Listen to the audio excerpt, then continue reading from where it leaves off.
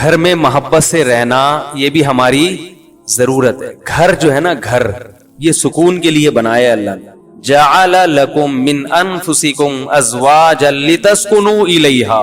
گھر بنتا ہے نکاح کے بعد, گھر بنتا ہے نا بھئی, شادی ہوتی ہے تو ایک گھر آباد ہوتا ہے, پھر بچے پیدا ہوتے ہیں تو ایک گھر کا وجود. گھر کوئی بحریہ ٹاؤن کے بنگلوں کو تھوڑی کہتے ہیں گھر کا مطلب بھائی, ورنہ تو ہوٹل بھی ہوتے ہیں, بڑے بڑے ہوٹل ہیں بالکل بنگلوں جیسے ہوتے ہیں, لیکن وہ گھر نہیں کہلاتے, وہ ہوٹل کہلاتے ہیں. تو گھر کا مطلب جہاں ریلیشن ہو, جہاں تعلق ہو, محبت ہو. کوئی آپ کا انتظار کرے, کوئی کسی کا آپ انتظار کرو, کوئی آپ کے ماتحت ہو, آپ کسی کے ماتحت ہو, یہ ایک جو ریلیشن قائم ہوتا ہے, اٹ از کالڈ گھر. کیا خیال ہے؟ اٹ از کالڈ گھر. وہی جو ہوم اور ہاؤس کا فرق ہے. ہاؤسنگ اسکیم ہوتی ہے, ہومنگ اسکیم میں نے اب تک نہیں سنی. وجہ اس کی یہ کہ وہ بحریہ ٹاؤن والے کہتے ہیں ہم ہاؤس بنا کے دے سکتے ہیں, ہوم بنانا یہ آپ کی ذمہ داری ہے, یہ ہمارے بس میں تھوڑی ہے. ایسا ہی ہوتا ہے نا بھائی, ہاؤس کو ہوم بنانا یہ کس کی ذمہ داری ہے؟ یہ کوئی بلڈر کا کام تھوڑی ہے.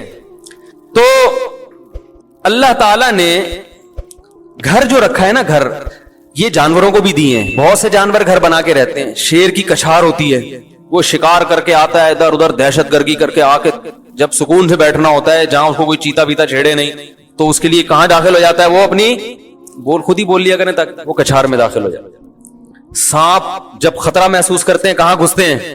بل میں. اور اگر وہاں سانپ نہیں بیٹھے ہوئے, اس کو تانے دینے کے لیے بیٹھی بھی ہو, وہ بل میں گھسے گا؟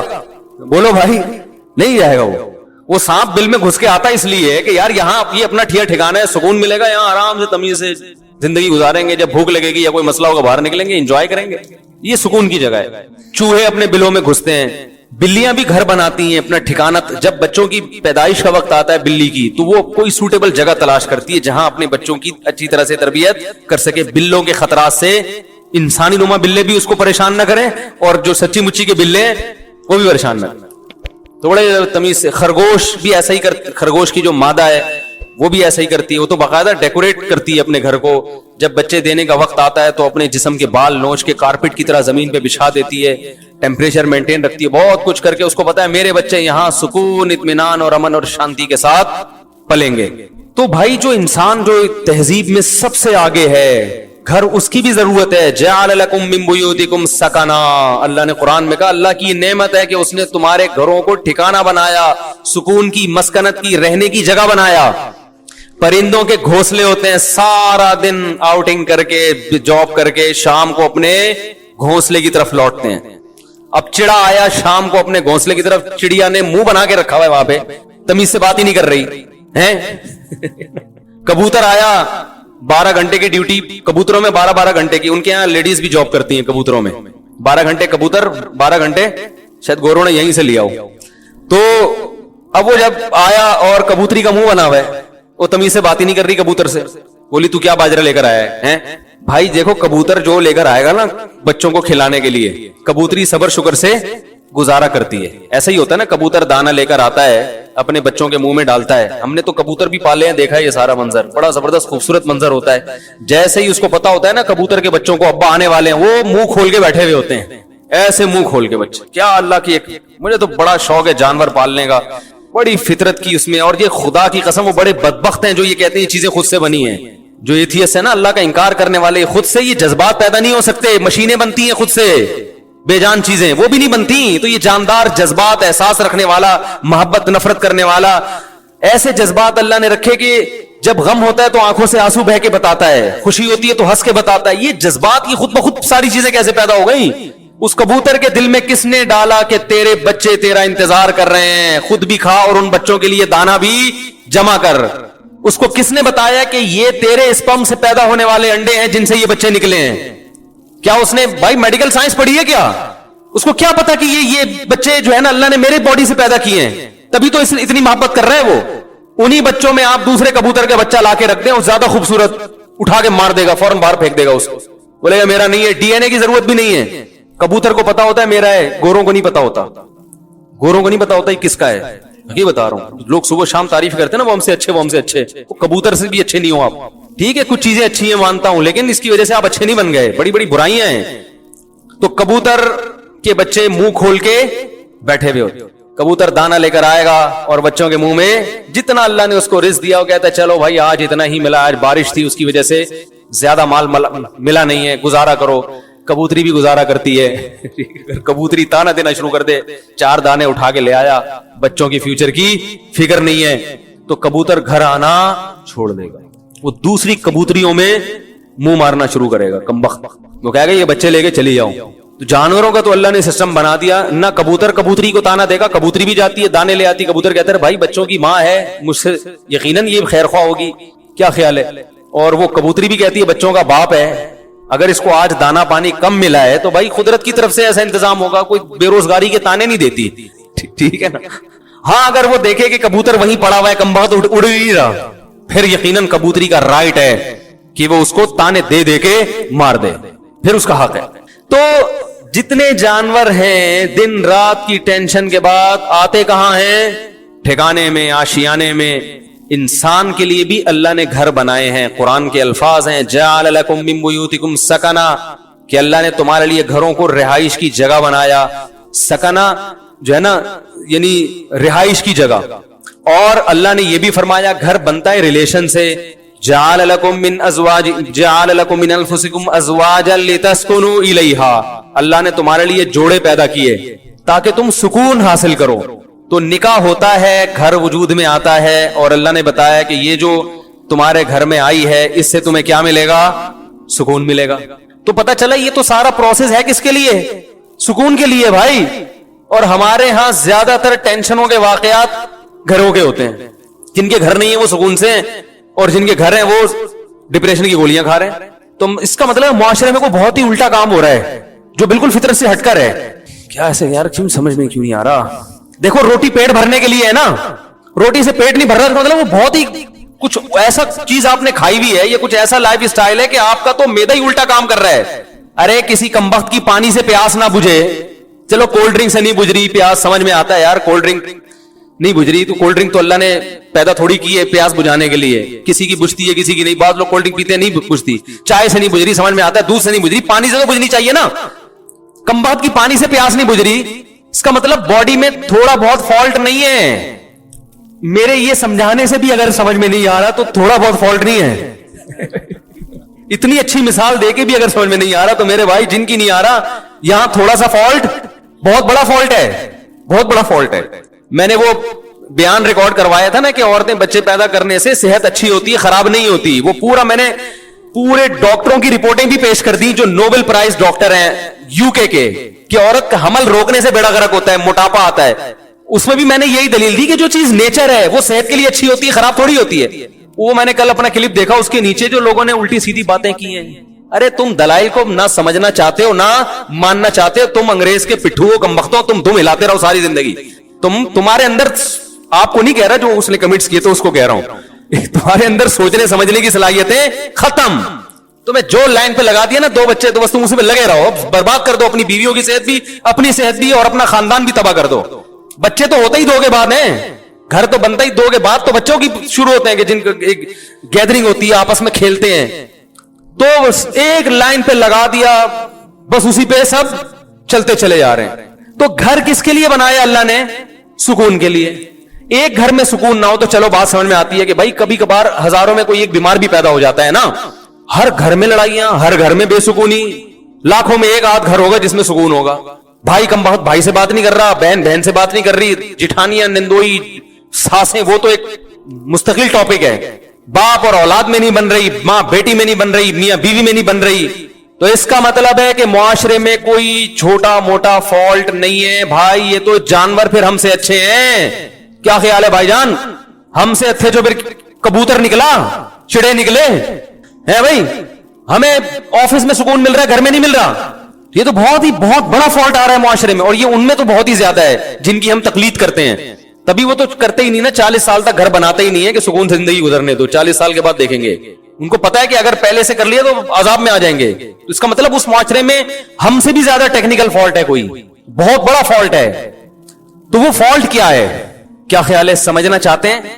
बहुत बड़ा फॉल्ट है, और माहिर नफ्सियात अक्सर इस फॉल्ट को हाईलाइट नहीं करते क्योंकि वो खुद इस फॉल्ट में मुब्तला होते हैं। अल्हम्दुलिल्लाह समझा पा रहा हूं अपनी बात। ये बात समझ में नहीं आ रही, ये भी मैं छोड़ रहा हूं आहिस्ता आहिस्ता, समझ में आ रही है बात। वो अक्सर इस फॉल्ट में मुब्तला है। वो क्या है फॉल्ट?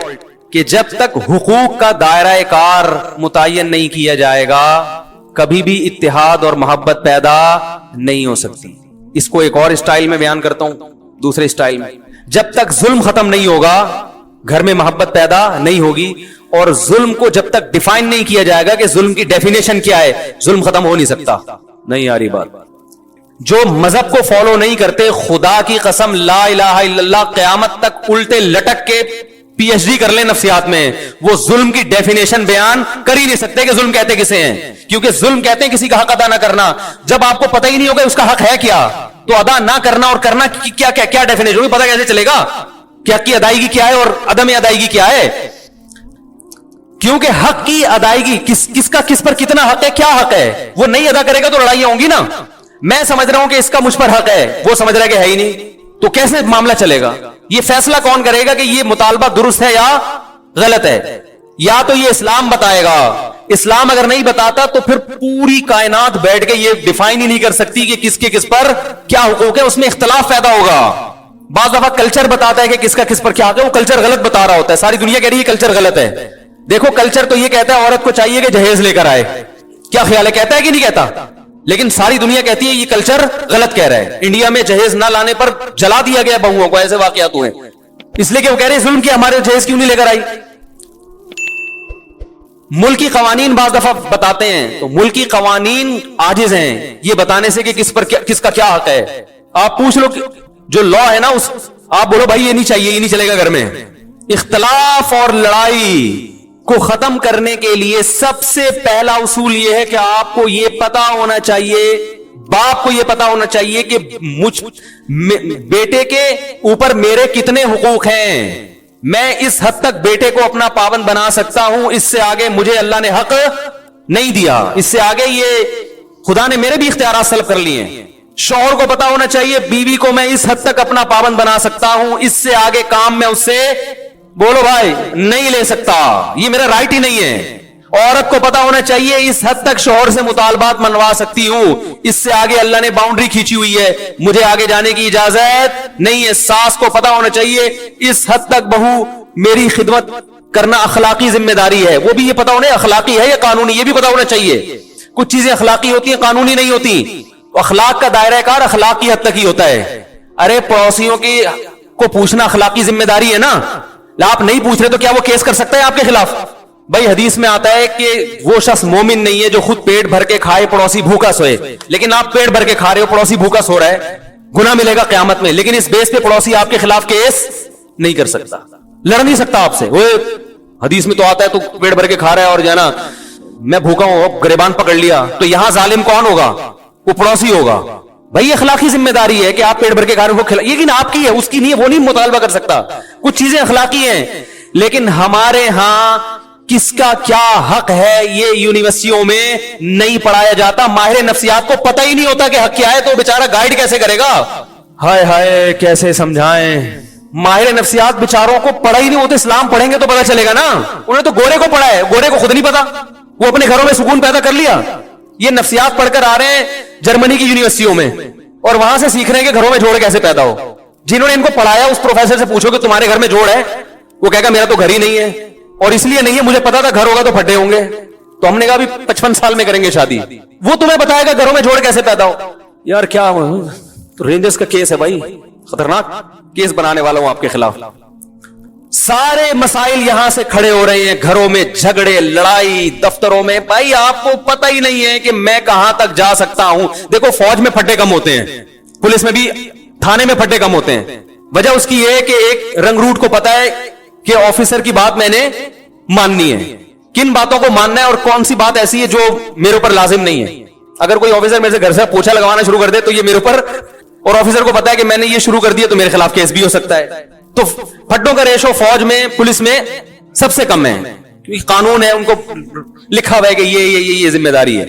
दफ्तरों में भी फट्टे अक्सर कम होते हैं, क्योंकि बॉस को पता है कि ये एम्प्लॉय मेरा कितना ताबे है, इसको तनख्वाह इस चीज रिटर्न में लिखा हुआ होता है क्या भाई तुझे इस चीज की तनख्वाह मिल रही है, तूने इतने बजे आना है, ये काम करके देना है, करेगा तो मेरी भला से, तू शक्ल का अच्छा है बुरा है भाई, तुझे मलेरिया है, तुझे टीबी है, तुझे क्या है, तूने पोलियो की वैक्सीनेशन करवाई हुई है कि नहीं करवाई हुई, मुझे मेरी हेडेक नहीं है। यही होता है ना भाई, ये काम है, ये करके दोगे तनख्वाह मिलेगी, नहीं तो पतली गली से निकलो। इसलिए वहां भी फट्टों का रेशो क्या है, वहां पड्डे होते हैं गीबतों की वजह से, वो बॉस वो देखो वो चमचा बना हुआ है, उसको तनख्वाह बढ़ा दी हम क्योंकि ईमानदारी से काम कर रहे हैं, हमारी तनख्वाह नहीं बढ़ रही, ये इतने और भी बातों की हद तक होता है। ऐसा नहीं होता कंपनी बंद हो जाए पड्डों की वजह से, सिर्फ बातें करेंगे। वो तो शौक है मुसलमानों को बातें करने का, क्योंकि काम वाम तो होता है गवर्नमेंट के इदारों में ज्यादा होता है ना, क्योंकि वहां तो काम ही नहीं होता, तो बातें करके टाइम पास करना होता है। लेकिन घरों के जो फड्डे होते हैं वो खतरनाक, चाकू निकल आते हैं, छुरियां निकल आती हैं, 2-2 साल तक भाई भाई से बात ही नहीं कर रहा, तलाकें हो जाती हैं, बच्चे रुल जाते हैं, डिप्रेशन में चले जाते हैं। हमने नहीं देखा कोई बॉस की वजह से डिप्रेशन में गया हो, ऐसे मियां बहुत देखे हैं जो बीवी की वजह से, औरतें शौहर की वजह से, बहुएं सास की वजह से, सास अपनी सास की वजह से। आप कहने वाले थे सास बहू की वजह से, अब तक ऐसी रिपोर्ट आई नहीं है, वो छोड़े अभी ज्यादा, तो खुद समझदार हैं आप लोग। वो सास भी डिप्रेशन में आती है, लेकिन वो किसकी वजह से? अपनी सास ने उसको डिप्रेशन का मरीज बना के दुनिया से गई होती है, तो वो आगे पार्सल कर रही होती है ये अमानत बहू की तरफ, कि मुझे जो विरासत में डिप्रेशन मिली थी वो मैं पूरी कहां ट्रांसफर कर रही हूं? बहू। अब जब झगड़े होते हैं सास बहू के बहुत, हम कहते हैं भाई अलग करो, तो मां बाप फिर गैरत के ताने, हमने दूध पिलाया जवान कर दिया, अलग हो रहे हो। हालांकि मां बाप का राइट नहीं है, ये आपका हक ही नहीं है। बेटा जवान हो गया, बिल्कुल अलग रह सकता है, ना रहे अच्छी बात है, साथ में जो बरकत है वो ले, लेकिन ये वही है, अखलाकी कुछ और चीजें होती हैं, लेकिन पड़ोसी गिरबान थोड़ी पकड़ सकता है आपका कि भाई हदीस में आता है तो मुझे खिलाया करो, तो खिलाओ। तो माहिर नफ्सियात से गुजारिश है, जब लोगों को मोटिवेट किया करें, कुछ अच्छे भी हैं अल्हम्दुलिल्लाह, हर जगह अच्छे बुरे भी होते हैं, अच्छे तो सारे ही हैं, लेकिन बहुत सी चीजों में बेचारों के पास खुद गाइडेंस नहीं होती, वो इंग्लिश के अल्फाज घुमा रहे होते हैं, एक्चुअली यूं वगैरह वगैरह, मुझे तो इतनी इंग्लिश नहीं आती। तो बात सही होनी चाहिए, चाहे इंग्लिश में हो या उर्दू में हो या पंजाबी में हो। लोग जबान को देख रहे हैं आजकल, स्टाइल को देख रहे हैं, बातों को, क्योंकि फिल्मों का दौर है ना, ड्रामों का दौर है, जिसके स्टाइल अच्छे लोग मुतासिर हो रहे हैं, बात को तो देख नहीं रहे। बात भी हो स्टाइल भी हो फिर मजा है, क्या ख्याल है?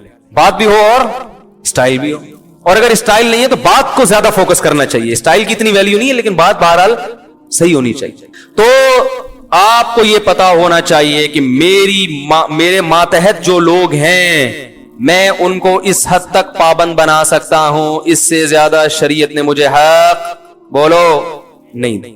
ये सबसे पहले वालिदैन पर आता है। हमारे यहां पता है सिस्टम क्या चल रहा है? जिसकी लाठी उसकी भैंस। बेटा फरमाबरदार होगा तो बाप उसको निचोड़ लेगा, बोले कि हर बात मानता है, तो इसकी यही गलती है कि हर बात मानता है कमबख्त। कहीं नो कर दे तो बाप बेटे के पूरे मुआशरे में जलील कर देता है, मेरा बेटा मेरी बात नहीं मान रहा। अरे वो हर बात मान रहा है। एक दफा एक अब्बा है, मुझे कहने लगे मेरा बेटा ये मैंने कहा यार ऐसे बेटे आजकल ऑर्डर पे नहीं मिलते, इतना नेक है। एक चीज में अगर उसने इंकार कर दिया और वो उसका हक भी है, तो आपको तो कहना चाहिए बेटा मैं, यानी आपको तो उसका दिल जीतना चाहिए। लेकिन चूंकि बेटा फर्मा बरदार मिल गया तो अब्बा उसको पूरी तरह निचोड़ रहे हैं। अगर वही नाफरमान होता तो अब्बा कहते सिर्फ 100 में से एक भी मान ले तो मैं खुश हो जाऊंगा। सीजन ये चल रहा है, सही है ना, मौसम चलता है ना, अभी आम का मौसम खत्म, अंगूर आ गए, तो सीजन होता है ना, जब अंगूर है तो हर जगह अंगूर ही अंगूर नजर आएंगे आप। और यही हाल अब्बा का है। जब तक अब्बा आपकी मजबूरी है, आपके अब्बा बहुत अच्छे, पैसे निकलवाने उनसे, जहां अब्बा की जरूरत नहीं रही वहां अब्बा से ज्यादा टेंशन वाला आपके घर में, जब अब्बा बूढ़े होते हैं तो कैसा सताया जाता है उनको। ये हमारे मुआशरे में अक्सर होता है। बूढ़ा होने की देर होती है बेचारे की, वो खांसता हुआ भी बुरा लग रहा होता है, हर चीज में वो क्या लग रहा होता है, बुरा। ये जाएगा कब? और बाकी हुकूक को इसी पर कयास कर लें। तो ये जो अल्लाह ने फरमाया उदखुलू फिस्सिल्मि काफ़ा, मुकम्मल इस्लाम में दाखिल हो जाओ, इस मुकम्मल में ये भी है कि आपको ये पता होना चाहिए कि सामने वाले के मुझ पर कितने हुकूक हैं। एक छोटा सा वाकया सुना के बयान खत्म करता हूं। हमारे शेख मुफ्ती रशीद अहमद साहब बड़े बुजुर्ग थे, हम उनका बहुत एहतराम, उनके गुलामों के गुलाम थे, गुलामों के गुलाम। मैंने हजरत से कोई बात अर्ज की कि हजरत कुछ ऐसी बात है, कुछ घर से मुताल्लिक। हजरत ने वो बात मशवरे के लिए किसी से जिक्र कर दी, तो मैंने हजरत से अर्ज किया, हजरत ये घर की बात थी, ये बाहर नहीं आनी चाहिए थी। हजरत ने मुझसे माजरत करना शुरू कर दी, कई गलती हुई है मुझसे, हालांकि वो बात कोई ऐसी नहीं थी। अब अगर वो ये कहते कि मैं चूंकि बुजुर्ग हैं, मैं बड़ा, मैंने कर दी तो क्या हो गया, हम तो कुछ नहीं कहते, क्योंकि अखलाकी जिम्मेदारी है कि बड़ों से अगर गलती भी हो जाए तो माफ करो। यही है ना अखलाक तो अखलाकी तौर पे तो शरीयत हमें इसी का पाबंद करती है। लेकिन ये उनका बड़ापन कि वो जानते थे कि भाई या इससे आगे, हालांकि कोई ऐसी बात नहीं थी, लेकिन जिससे की वो मुझे पता था कि मेरा दुश्मन है। تو کسی کا راز فاش کرنا یہ باپ کے لیے بھی جائز نہیں ہے کہ اپنے بیٹے کا راز بولو نا فاش. باپ کے لیے بھی جائز نہیں ہے کہ اپنے بیٹے کی غیبت کرے. ماں کے لیے جائز نہیں ہے کہ اپنی بیٹی کی غیبت کرے. ہاں بیٹا ظلم کر رہا ہو باپ کے اوپر, واقعی واضح ظلم ہو, پھر اپنا غم ہلکا کرنے کے لیے اپنے کسی بہت ہی کلوز آدمی کو وہ اپنا غم بتا سکتا ہے, یا کسی سے مشورہ لینا ہو کہ بھائی بیٹے میں یہ جرم ہے, تو مشورے کے طور پر کسی ایسے آدمی سے جس کے بارے میں یقین ہو کہ یہ راز فاش نہیں کرے گا. آج دیکھا ہے باپ اپنے بیٹے کی برائیوں کو لوگوں کے سامنے بیان کر رہے ہیں, یہ غیبت ہے بھائی. یہ تو غیر مسلم کی غیبت جائز نہیں ہے, تو بیٹے کی کیسے جائز ہو گئی؟ بہت مشکل ہے. بیٹے کی غیبت بھی جائز نہیں ہے, ماں کے لیے بیٹی کی غیبت بھی جائز, اور بیٹے کے لیے باپ کی تو اور زیادہ گناہ ہے. لیکن یہ گھروں میں ہو رہا ہے. جب بیٹا سنے گا کہ میرا ابا فلاں فلاں کو پکڑ کے میرے بارے میں برائیاں کر رہا ہے, تو اس کا مطلب پھر گھر میں سکون بولتے کیوں نہیں ہو سکتا, پھر نہیں ہوگا. اس کے دل میں ایک نفرت کے جذبات پیدا ہوں گے. ہم تو یہی کہیں گے بھائی باپ ہے صبر کرو, لیکن بہرحال نفرتیں پیدا ہوں گی اور لڑائیاں ہوں گی. پھر جب باپ کو سمجھایا جائے اور وہ تکبر میں آئے کہ نہیں میں نے کر دی تو کیا ہے, اس کا مطلب فالٹ کہاں ہے؟ آپ میں ہے. سمجھ رہے ہیں ٹیکنیکل فالٹ کس میں ہے؟ اس لیے اسکرو پانے لے کے بیٹھا کریں, جہاں کہیں فالٹ نظر آ رہا ہے اس کو فوراً ٹائٹ کروا لیں. اور یہ علماء سے ٹائٹ ہوتے ہیں, فوراً پوچھیں حضرت اس میں بتائیں غلطی پر کون ہے. تو یہ بڑا لمبا موضوع ہے کہ کس کے کس پر کیا حق ہیں, وہ بیان ہوتے رہنے چاہیے تاکہ ہمیں پتا چلے کہ ہمیں یہ تو ہر آدمی اس چکر میں کہ فلاں کے مجھ پر فلاں پر میرے کیا حقوق ہیں, اس میں تو پتا ہے سب, ہر آدمی اس کو نچوڑنے میں لگا رہتا ہے. لیکن میری باؤنڈری کہاں تک ہے؟ ماں باپ کہتے ہیں, مجھ سے اکثر فون آتے ہیں کہ والدین کے حقوق پر پلیز بیان کریں, آپ والدین کے حقوق پر بیان کریں. اور اتفاق سے میں کر دیتا ہوں اولاد کے حقوق پر. بعض دفعہ ایسا بھی ہوتا ہے, وہ کہتے ہیں یہ کیا بات ہوئی, کہتا ہوں بھائی اس پر بھی کریں گے لیکن ساتھ ساتھ اس پہ بھی تو ہونا چاہیے نا, اس پہ بھی تو ہونا چاہیے, دونوں چیزیں ضروری ہیں.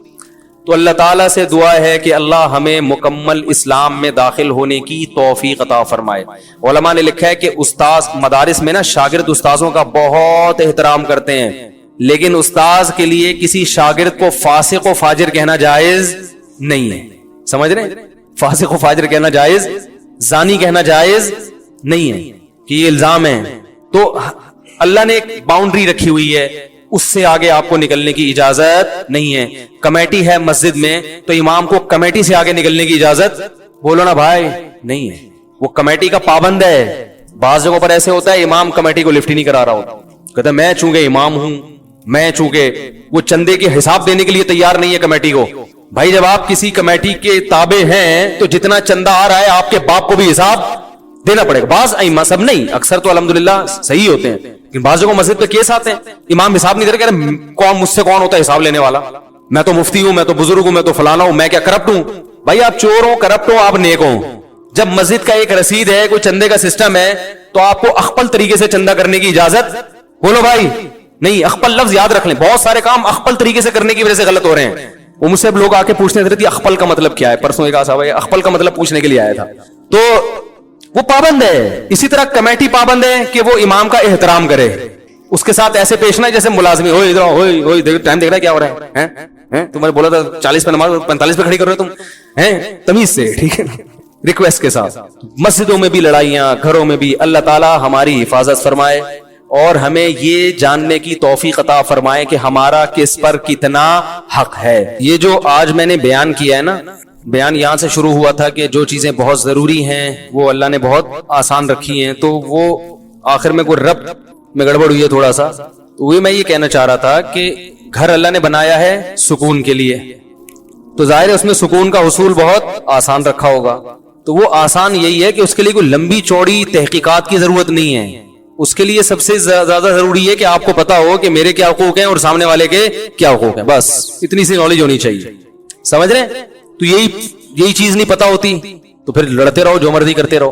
تو یہ پہلے پتا ہو اور پھر اس پر عمل بھی ہو. ظاہر ہے پتا ہوگا تو آگے عمل ہوگا, پتہ ہی نہیں ہوتا تو وہ عمل بڑے اچھے لوگ ہیں وہ لڑ رہے ہوتے ہیں. پھر تو پتا ہو اور پھر اس کے مطابق انسان عمل کرے. جب علم ہوتا ہے انسان کو اطمینان ہوتا ہے کہ یار میں اگر اس سے زیادہ کا مطالبہ کروں گا تو یہ ظلم کہلائے گا. تو وہ بہت آسان رکھا ہے اللہ نے, زیادہ اس کو پیچیدہ نہیں بنایا.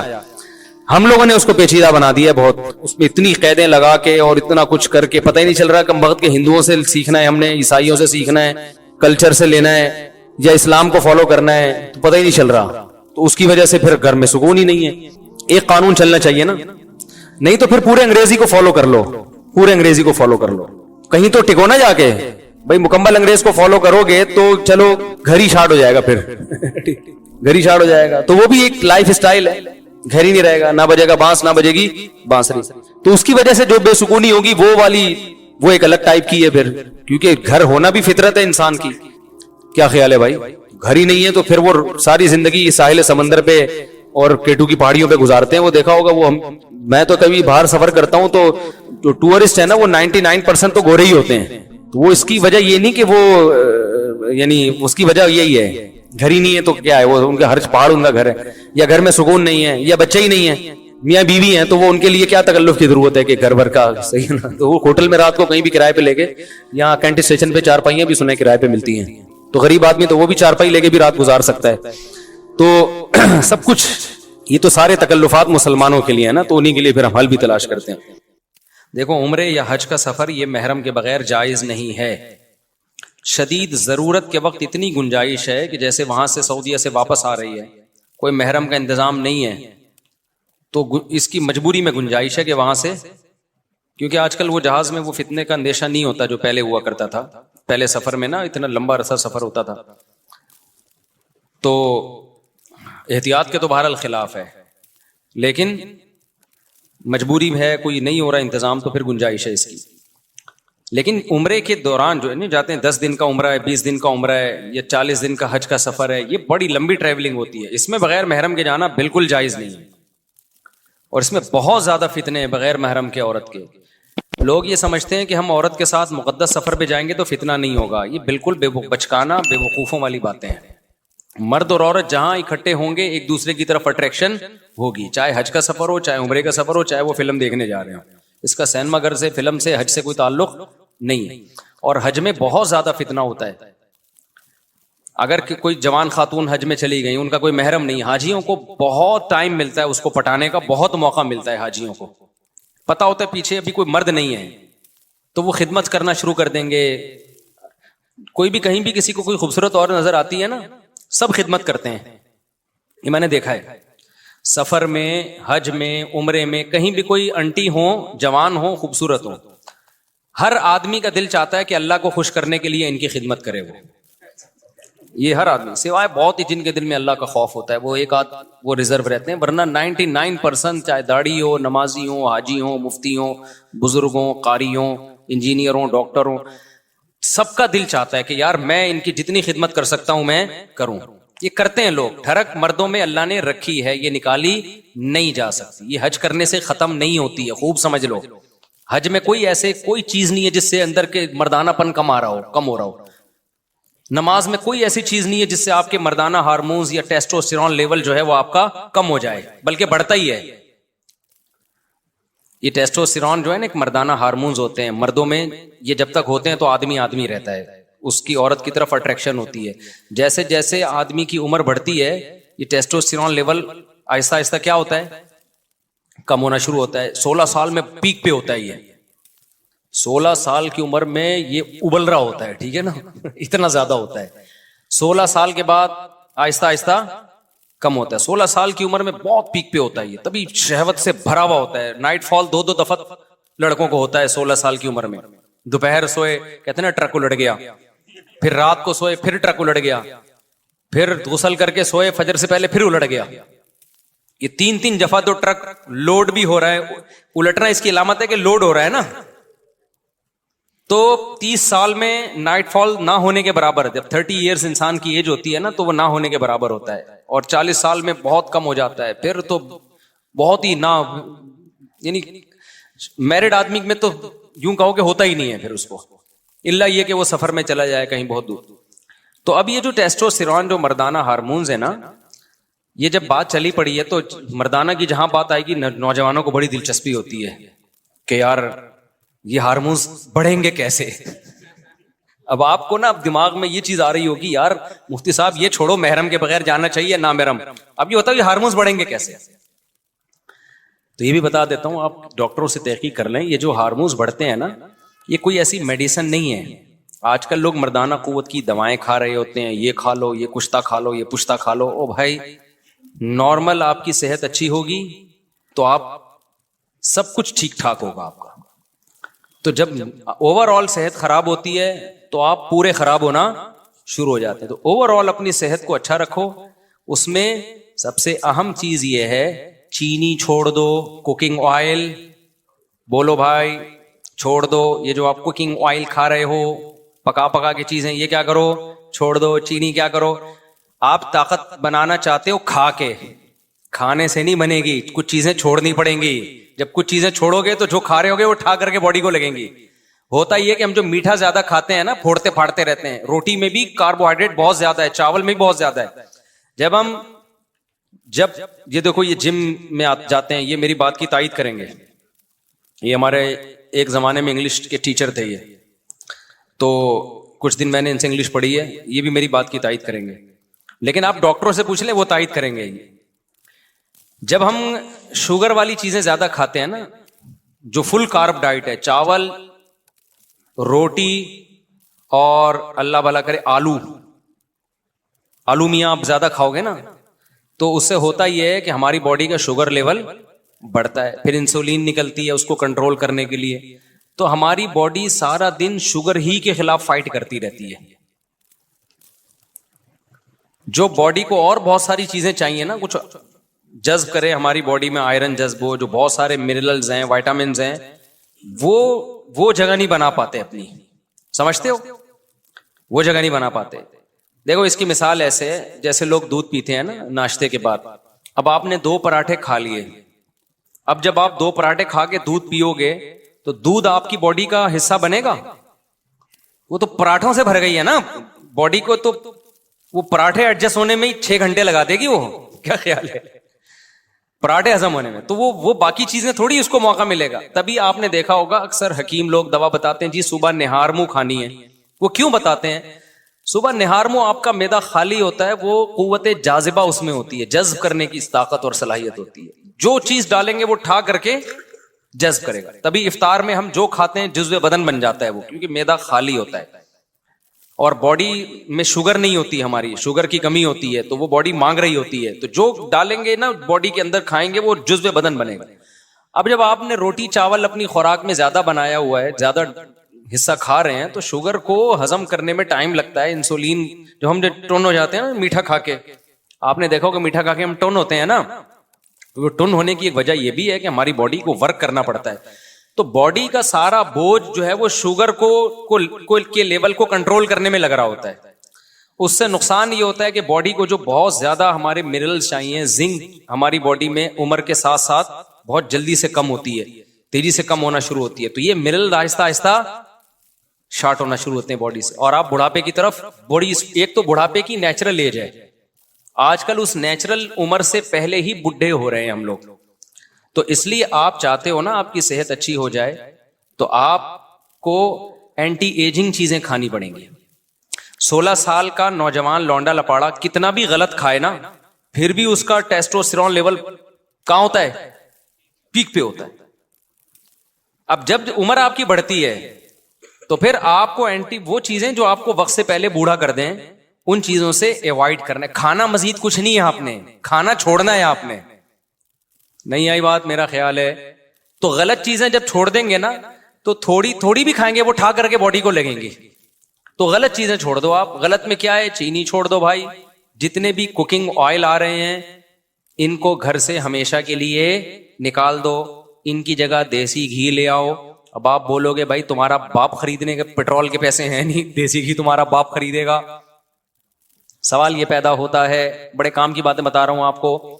تو بھائی دیسی گھی بہت تھوڑا استعمال کر لو نا, مہنگا ہوتا ہے لیکن کوکنگ آئل جتنا ڈلتا ہے نا دیسی گھی اس کا آدھے سے بھی کم ڈلتا ہے. دیسی گھی میں پکا لو. اور آسان حل آپ کو بتاتا ہوں, سوراب گوٹ پہ جاؤ, دمبے کی چربی چکی خرید کے لے آؤ, چکی خرید کے لاؤ دمبے کی. اس میں بڑے منرلز ہوتے ہیں بہت سارے جو ہماری باڈی کو چاہیے نا, اس میں ہوتے ہیں وہ چکی میں. آپ نے کیا کرنا ہے, چکی کو تھوڑے تھوڑے ٹکڑے کر کے ہانڈی میں, اسٹیل کی دیگچی لے لو کیونکہ سلور کے برتنوں میں نہیں پکانا چاہیے چیزوں کو. تو آپ نے کیا کرنا ہے, وہ چکی کو لے کے آپ نے ہلکی آنچ پہ اس کو پکانا شروع کرو.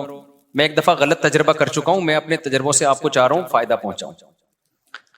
آپ نے اس چکی کو ہلکی آنچ پہ پکانا شروع کرنا ہے. تھوڑا سا پانی ڈال لو، بے شک کوئی حرج نہیں ہے. تو جب اس کا تیل نکلنا شروع ہو جائے نا تو اس کو جیسے جیسے گھی نکلتا جائے اس کو الگ برتن میں نکالتا ہوں. میں نے غلطی یہ کی تھی کہ وہ میں نے کہا جب آخری دم تک تیل نکلے گا نا تو نکالتا رہوں گا، اس میں جل جاتا ہے، کیونکہ جو پہلے چربی میں آئل نکل چکا ہے وہ جل جاتا ہے. تو جیسے جیسے اس کو آئل نکلتا جائے اسے دوسرے برتن میں نکالتے جاؤ. پھر آخر میں جب آپ کو لگے گا نا یہ جلنے لگی ہیں بوٹیاں تو پھر چھوڑ دو اس کو. تو وہ جو تیل نکلے گا، وہ جو گھی نکلے گا، اسے اپنے وہ آپ کسی ٹھنڈا کر کے اس کو سیو کر لو. اور پھر میرے بھائی اپنی امی سے بولو، جو بچے ہیں جو شادی شدہ ہیں وہ اپنی بیگم سے بولیں اپنی ذمہ داری پہ کہ کھانا اسی میں پکے گا. یہ تھوڑا ڈلے گا، یہ زیادہ نہیں ڈلتا، تھوڑا ڈلے گا. پراٹھا کس میں پکے گا؟ بول لو نا. اس میں مزہ نہ آئے پیسے واپس. اس سے آپ کا جو ٹیسٹوسٹیرون لیول ہے وہ ابلنا شروع ہو جائے گا. سمجھ رہے ہو؟ امی کو نہیں سمجھاؤ، امی کو کیا پتا ٹیسٹوسٹیرون کیا ہوتا ہے. ٹھیک ہے، کیا کہہ رہے ہیں؟ کیا کریں اب، امی کو نہیں، پھر اپنے خود کرو نا. میں بھی گھر والوں کو سمجھاتا ہوں، نہیں سمجھ میں آتا نا گھر والوں کے. تو میں نے اپنے لیے ایک الگ فریج لے لیا چھوٹا سا، دمبے کی چربی لا کے اس میں رکھ دی.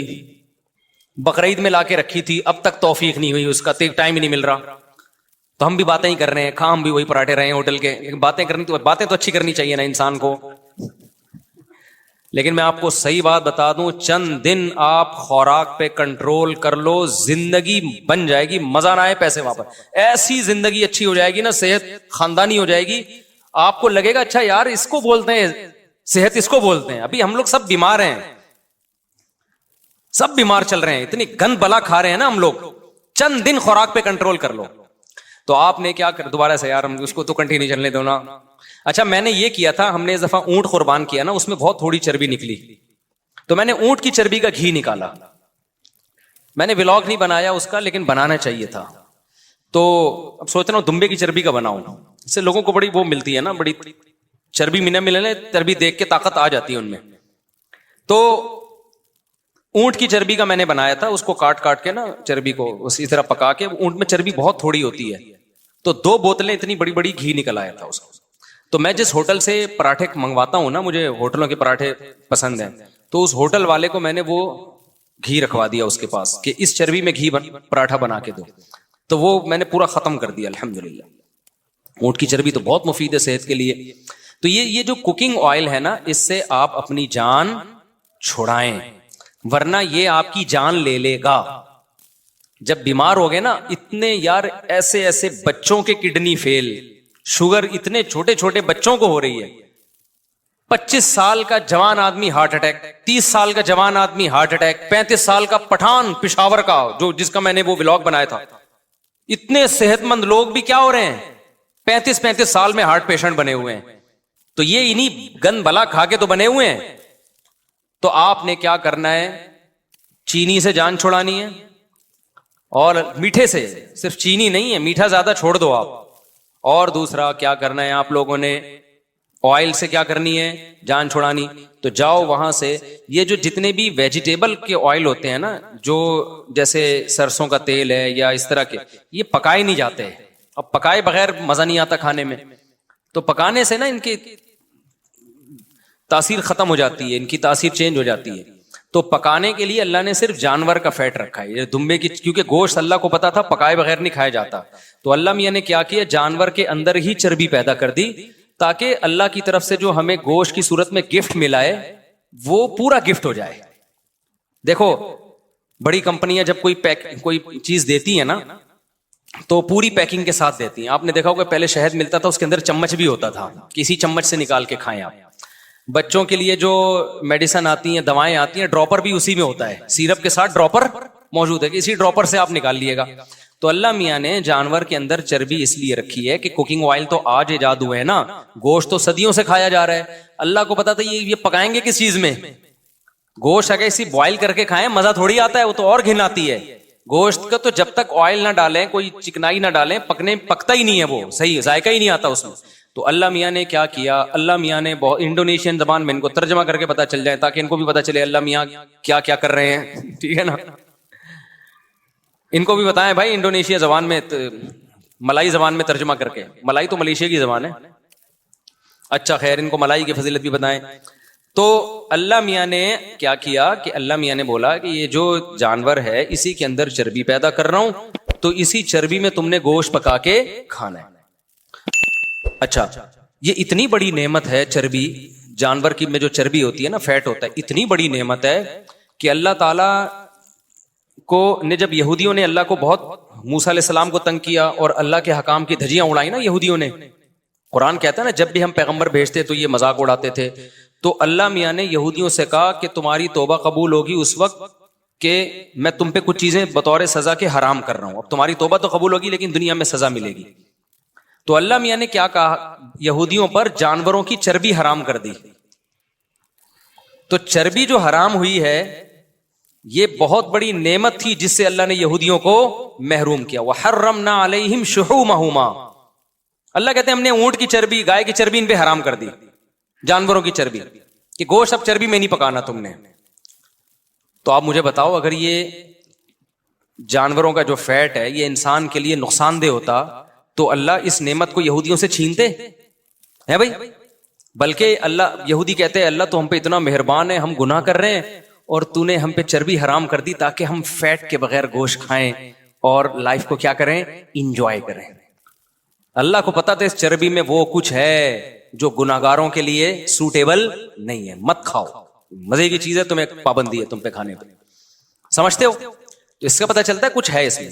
ہم نے کیا کیا، ہم سے کچھ ایسے گناہ ہوئے کہ ان گناہوں کی وجہ سے اللہ نے کہا تم پہ ایسے حرام کروں گا کہ تمہیں ندامت بھی نہیں ہوگی. وہ اللہ تعالیٰ نے ایسا کیا کہ ہم سے جب گناہ ہوئے نا تو اللہ تعالیٰ نے جو کوکنگ آئل والی کمپنیاں ہیں نا ان کو کہا، اللہ میاں نے ان کے دل میں یہ بات ڈالی کہ تم لوگ ڈبوں والا تیل نکالو مارکیٹ میں. لوگ خود بخود یہ جانوروں کی چربی چھوڑ کے ڈبے پہ سیٹ ہو جائیں گے آ کے، اور جانوروں کی چربی میں کہیں گے اسمیل آ رہی ہے. اس سے کیا آ رہی ہے؟ اسمیل آ رہی ہے. بیٹا یہ چربی ہٹا کے گوشت کھانا. تو یہ زیادہ بڑا ہم سے کچھ گناہ ہوا ہے کہ یہودیوں پہ تو اللہ نے حرام کی، یہودی اس سے ٹینشن میں آئے. ہم خوش بھی ہیں کہ ہم نے چربی سے جان چھڑا لی اور ہم ڈبوں پہ آ کے سیٹ ہو گئے. اس میں خرچہ بھی زیادہ ہو رہا ہے، صحتوں کی ایسی کی تیسی ہو رہی. میں ایک ڈاکٹر سے ملا ہوں جو اس فیلڈ کے اسپیشلسٹ ہیں، اس فیلڈ کے خوراکوں کے اسپیشلسٹ ہوتے ہیں نا. وہ کہتے ہیں کہ آج جو ہماری پاکستانی قوم پیسہ بچا رہی ہے نا، اس لیے اچھے والے آئل نہیں لے رہی کہ کوکنگ آئل لیں گے سستے ہوتے ہیں. آپ کو پتا ہے اس سے جو بیماریاں پھیل رہی ہیں اس بیماریوں پہ پیسہ 20 گنا زیادہ خرچ ہو رہا ہے. یعنی اگر وہ زیتون کا اوریجنل تیل لے لیتے یا دیسی گھی لے لیتے نا، بیماریوں پہ اتنا خرچ نہیں ہوتا. تو پیسہ ادھر سے بچا کے کہاں خرچ ہو رہا ہے؟ ادھر خرچ ہو رہا ہے. تو لیکن اس پہ خوش ہیں.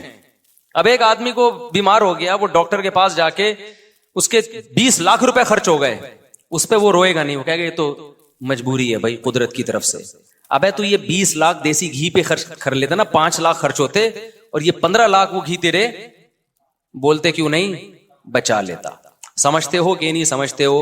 تو 2 چیزوں سے سچی مچی کی جان چھڑا لو. ایک کوکنگ آئل میں نے نہیں ابھی تک چھڑائی ہے، کم کر دیا میں نے.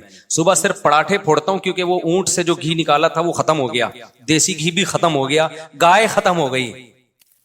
وہ ہوا یہ کہ ہماری جو گائے تھی جس کا میں نے گھی نکالا تھا، اب وہ گائے کے ساتھ یہ مسئلہ ہوا کہ وہ بیچاری بیمار ہو گئی. وہ کیوں بیمار ہوئی؟ ابھی زیادہ باتیں کروں گا. جن صاحب کی وجہ سے بیمار ہوئی وہ پھر ناراض ہوں گے. کسی کی وجہ سے، وہ کسی کی غم میں وہ کیا ہو گئی؟ بیمار ہو گئی. تو اس کے دودھ کم ہو گیا. جب دودھ کم ہو گیا تو کھا زیادہ رہی تھی، آؤٹ پٹ اس کا مجھے لگا ایک دن یہ مجھے بھی کھا جائے گی. یہ گائے اتنا کھاتی ہے نا کہ اگر وہ دودھ نہیں دے رہی تو وہ جائیدادیں کھا جاتی ہے، کیونکہ باندھ کے کھلاؤ نا صبح شام. وہ روزانہ ہمارا خادم اتنے کا چارہ. میں نے کہا بھائی یہ تو مجھے کھا جائے گی تھوڑے دنوں میں بھائی. تو بیمار ہو گئی. وہ میری غلطی سے بیمار ہوئی ہے. تو وہ اب جناب کیا ہوا کہ وہ ہم نے بیچ دی ہے، اس لیے گھی بھی مارکیٹ سے کیا ہو گیا؟ شارٹ ہو گیا.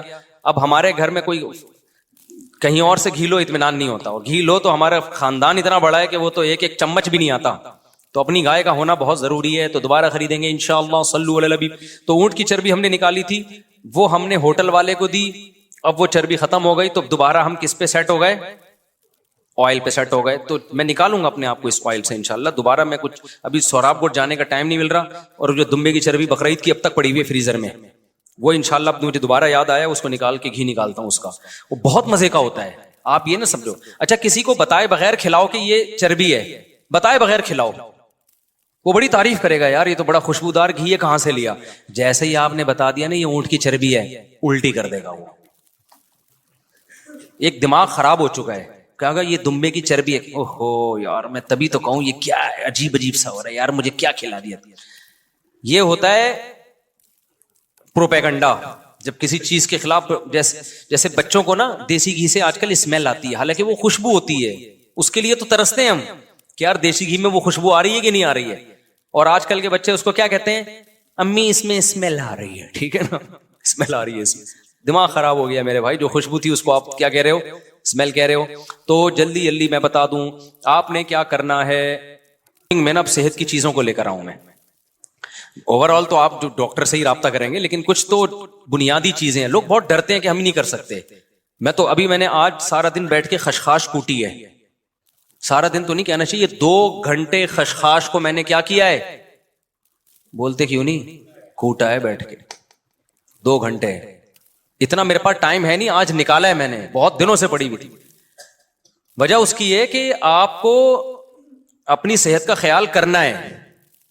تو خشخاش جو ہے نا, خشخاش کو آپ کوٹیں. ایک بہت بڑے ماہر حکیم ہے, انہوں نے مجھے نسخہ بتایا تھا اور یہ بہت فائدہ مند ہے.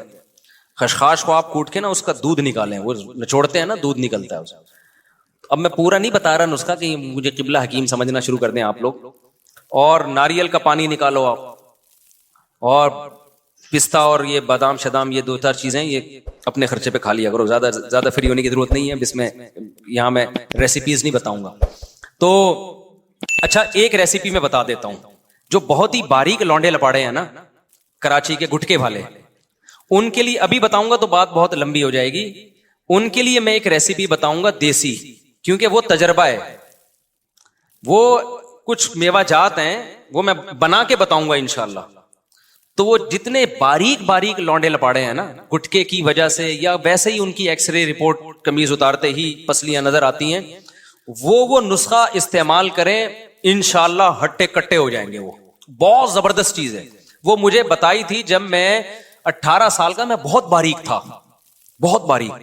تو مجھے ایک حکیم نے بتائی تھی وہ, اور وہ اس میں کوئی نقصان دہ چیز نہیں ہے, بہت زبردست چیز ہے. وہ بہت صحت اچھی ہو جائے گی, بال گھنے ہو جائیں گے آپ کے اسکن بڑی زبردست ہو جائے گی, اور جو ہے آپ کا دماغ بہت معطر ہو جائے گا.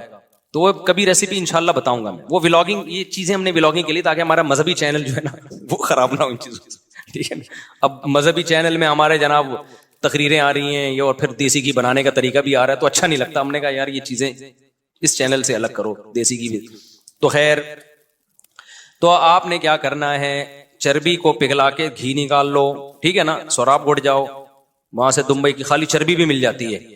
تو چربی کو پکا لو آپ ایسا بہترین, اور پھر کسی کو بتاؤ نہیں کہ چربی ہے, کھلا دو اس کو, کھاتا رہے گا, اس کو پتہ ہی نہیں ہوگا کہ یہ چربی کھا رہا ہوں میں. وہ زیادہ مزہ آئے گا اس کو کھانے میں.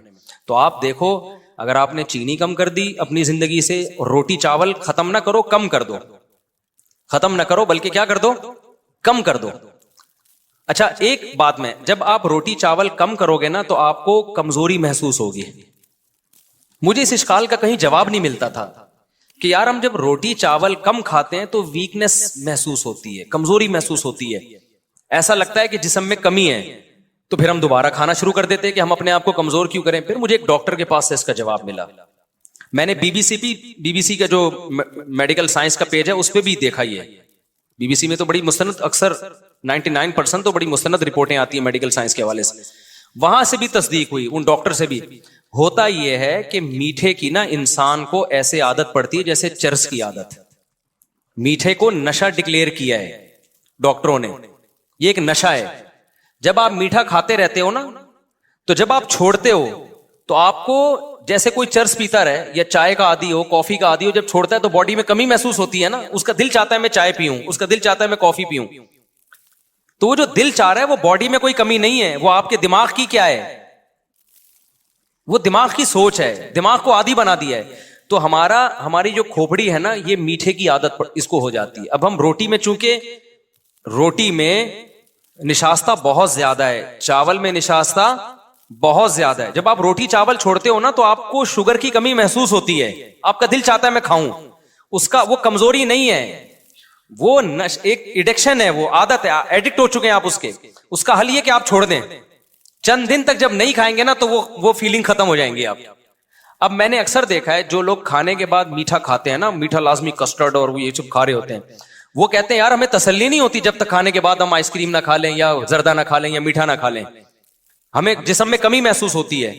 تو وہ کمی نہیں ہوتی, وہ آپ کو چونکہ لت پڑ چکی ہے تو دماغ بار بار آرڈر دے رہا ہوتا ہے کہ بھائی باڈی میں کسی چیز کی کمی ہے. تو وہ کمی ہوتی نہیں ہے, باڈی میں کوئی کمی نہیں ہوتی, دماغ خراب ہوا ہوتا ہے. اس کا حل یہ ہے کہ چھوڑ دو تھوڑے دنوں تک, 21 دن ایک لمسم ایک ٹائم ہے, 21 دن تک آپ نے چھوڑ دیا تو پھر وہ بری لگنے لگے گی آپ کو. پھر آپ میٹھا جس دن کھاؤ گے آپ کو لگے گا باڈی میں میٹھا کیا ہو گیا ہے, زیادہ ہو گیا, تو سیٹ ہو جاؤ گے آپ. میں اس کی ایک مثال دیتا ہوں, اس سے انشاءاللہ بات سمجھ میں آئے گی. آپ لوگ پریشان تو نہیں ہو رہے کہ مصعب کیا کس سے لے کے بیٹھے گئے, فائدے کی باتیں ہیں یہ بس کر کے پھر میں سوال جواب کی طرف آتا ہوں. میں نے ایک دفعہ کیا کیا, 8-10 سال پرانی بات ہے, کولڈ ڈرنک شوگر فری پی لی. مجھے کسی نے کہا شوگر فری کولڈ ڈرنک پینی چاہیے. میں نے جب شوگر فری کولڈ ڈرنک پی ہے تو مجھے اتنی زیادہ طلب ہوئی نا تھوڑی دیر میں شوگر والی کولڈ ڈرنک کی, مجھے لگا مجھے شوگر کی کمی ہو گئی ہے. تو میں گیا باقاعدہ اسپرائٹ شوگر والی لے کے آیا, میں نے پی ہے, پھر مجھے تسلی ہوئی ہے. اب میں پریشان ہو گیا یہ ہوا کیا ہے میرے ساتھ. تو میں نے کسی ڈاکٹر کو بتایا, ڈاکٹر نے کہا اصل میں آپ نے جب بھی کولڈ ڈرنک پی ہے ہمیشہ شوگر والی پی ہے نا, تو اس دفعہ جب شوگر فری پی ہے تو دماغ نے کہا کہ وہ غلط ہوا ہے, کولڈ ڈرنک تو مل گئی ہے, چینی نہیں پیتا تو کچھ بھی نہیں ہوتا, نہیں پیتا تو کولڈ ڈرنک پینے کا دل تھوڑی چاہتا, لیکن جب شوگر فری پی ہے تو دماغ نے کہا آدھا کام ہوا ہے آدھا رہ گیا ہے.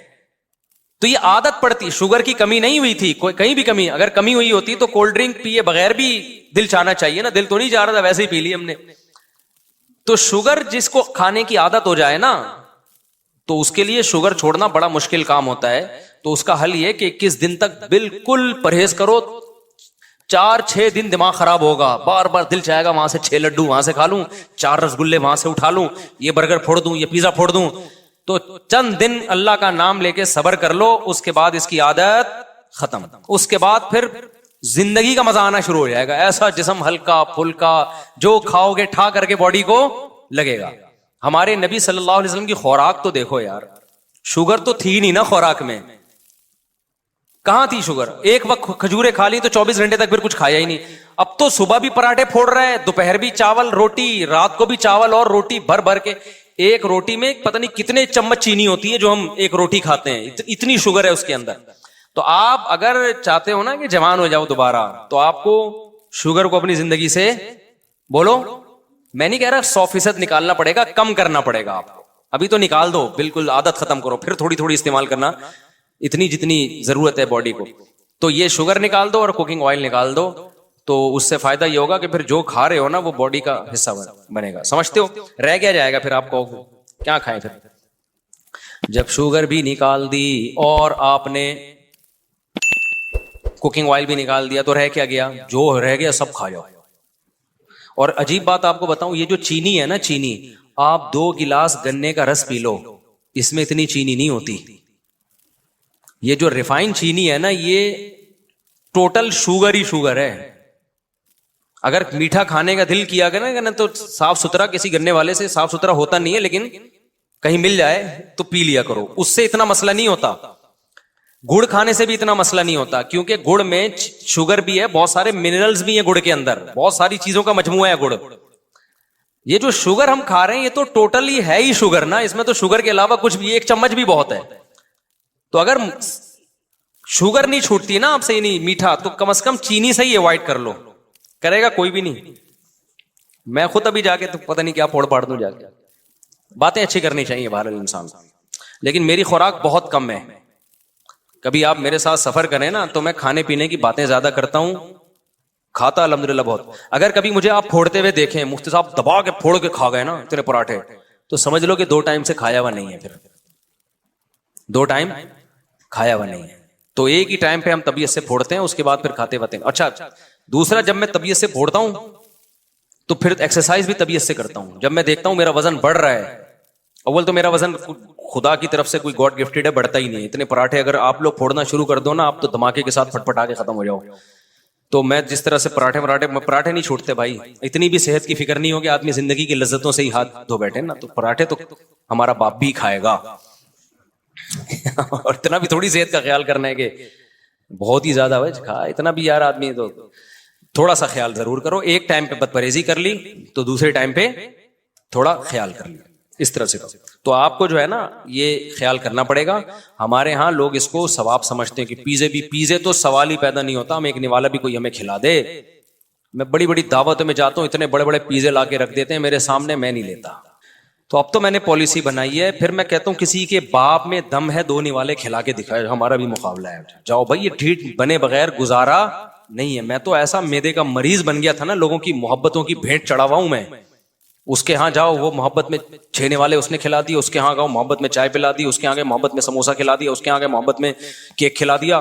اس کے بعد جو میری ایسیڈیٹی ہوتی تھی اور میں راتوں کو تڑپتا تھا, میں نے علاج کرایا, 1 مہینہ میڈیسن لی ہے, اس کے بعد جا کے میرا پیٹ صحیح ہوا ہے. ہاسپٹل میں ایڈمٹ ہو گیا تھا میں جا کے, پھر سٹی اسکین ہوا آغا خان میں میرا, اتنا اندر کی حالت خراب ہو گئی. میں نے کہا بھائی یہ ڈھیٹ پنا دکھانا پڑے گا, لوگ محبت میں مار دیں گے کم بخت. جب بیمار ہو کے پڑوں گا نا, وہ سٹی اسکین جب وہ کوئی بھی نہیں آیا, وہاں سے کنی کترا کے گزر رہے تھے یوں کر کے نا, مفتی صاحب آپ ہی سے گزر گئے. تو بہرحال علاج ہو گیا, ٹھیک ہو گیا الحمدللہ. اس کے بعد میں نے کہا نہیں بھائی, لوگوں کی مرضی سے جو کھاتا ہے وہ پرلے درجے کا بے وقوف ہے. تو آپ تو مہینے میں 1 آدھ دفعہ دعوت میں جاتے ہیں, کھا لیا کریں 1 آدھ دفعہ بد پرہیزی ٹھیک ہے, لیکن ہمیں تو روگ, کبھی چاچا یا ماموں, ابھی میرے اتنے رشتے دار ہو گئے, میرے سسر اتنے ماشاءاللہ, ساسیں اتنی, سالے اتنے, سالیاں اتنی, کبھی کوئی بیمار ہے, کبھی ابھی کسی نے بتایا کہ فلاں آپ کے سسر کے بھائی کا وہ ہو گیا, میں نہیں بتاؤں گا کیا ہو گیا. میں نے کہا اللہ تعالیٰ ان کو شفا عطا فرمائے. تو وہ جب گھر والوں نے اصرار کیا کہ آپ کا فرض بنتا ہے, میں نے کہا بھائی میں فرض نبھاتے نبھاتے دنیا سے چلا جاؤں گا, بہت زیادہ فرض بن گئے میرے, اللہ نہ کرے سسر کو کچھ ہوا تو میں ضرور جاؤں گا. یہ میں نے کہہ کے بھاگ گیا. میں نے کہا اللہ سسر صاحب کو صحت دے, ان کو کچھ ہوا تو پھر میں ضرور جاؤں گا. اب سسر کے بھی رشتے دار, ان کے بھائی, ان کے ماموں, ان کے چاچے, میں نے کہا پھر جس کا ایک سسر ہوتا ہے اس کے لیے تو ٹھیک ہے, جس کے اتنے سارے سسر, اتنی ساری ساسیں ہوں, تو بس ساس سسر کے حقوق تو میں ادا کر سکتا ہوں.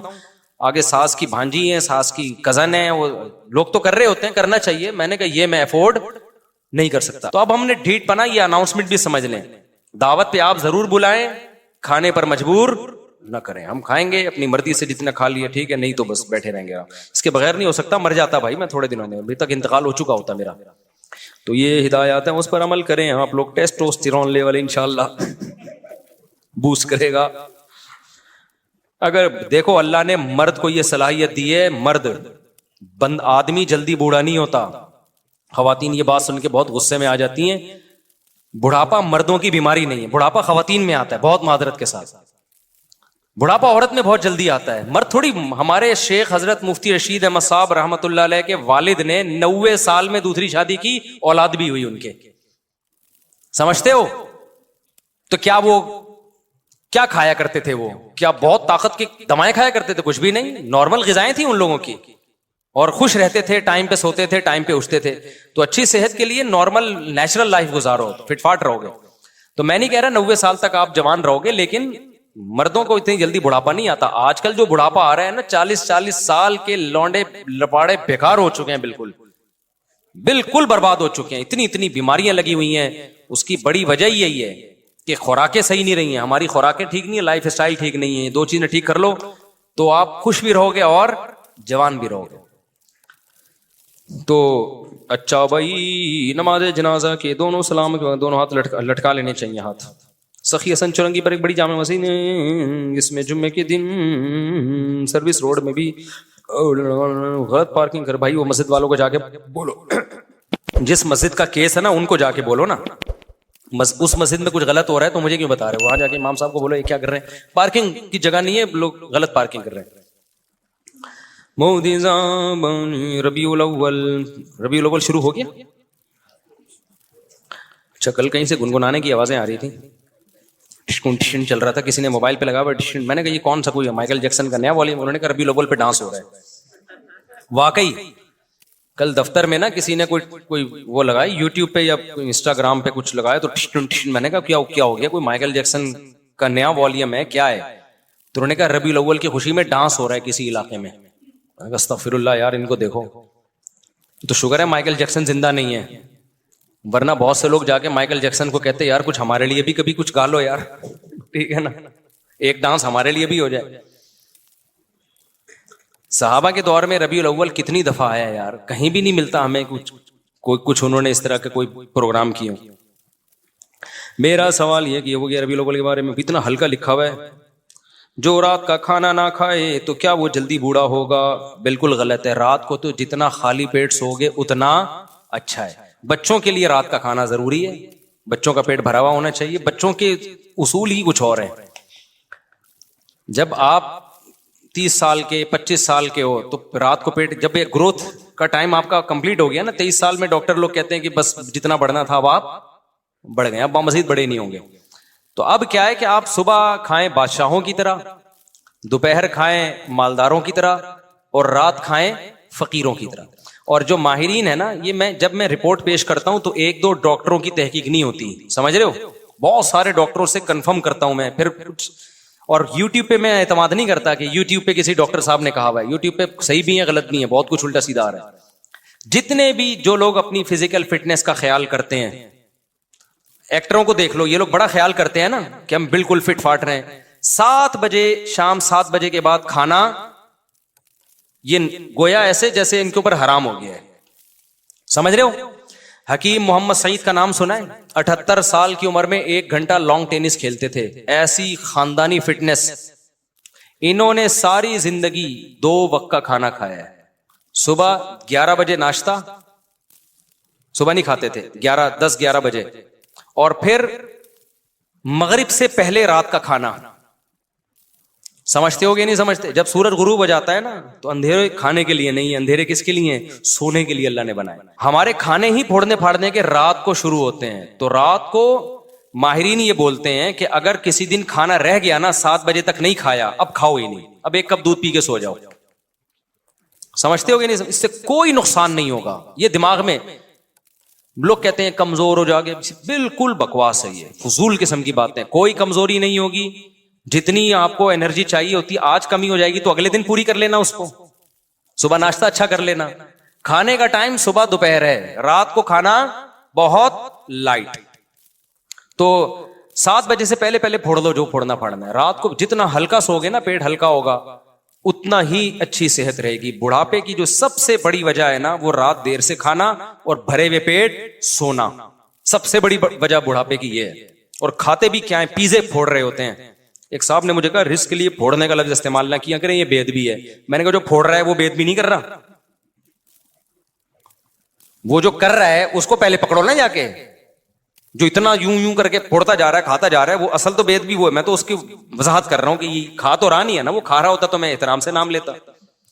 تو اس لیے میرے بھائی کھا پھر بھی لیا کرو, لیکن نظریہ صحیح رکھو نا. اس سے بیمار ہو گئے, یہ ذہن میں رکھنا. اس سے کیا ہو گئے؟ بیمار ہو گئے, یہ ذہن میں رکھنا. صحت چاہتے ہو تو رات کو بہت ہلکا.